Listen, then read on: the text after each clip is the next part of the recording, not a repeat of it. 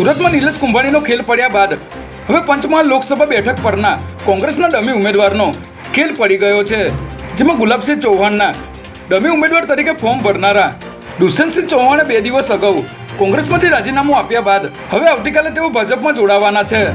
મળતી માહિતી મુજબ પંચમહાલ બેઠક પરના કોંગ્રેસના લોકસભાના ડમી ઉમેદવાર દુષ્યંતસિંહ ચૌહાણ પત્ની રશ્મિતા ચૌહાણ સહિતના કાર્યકરો સાથે કેન્દ્રીય ગૃહમંત્રી અમિત શાહની હાજરીમાં ભાજપનું ખેસ ધારણ કરશે.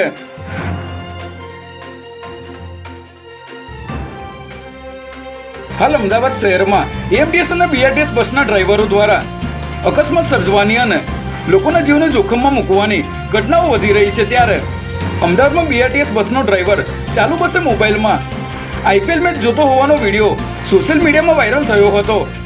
આ વિડીયો અંજલિ 4 રસ્તાથી મણિનગરના રૂટની બસનો હોવાનું સામે આવ્યું હતું, ત્યારે આ વિડીયો સામે આવ્યા બાદ બીઆરટીએસના ડ્રાઈવરને ફરજ પરથી મુક્ત કરવામાં આવ્યો છે.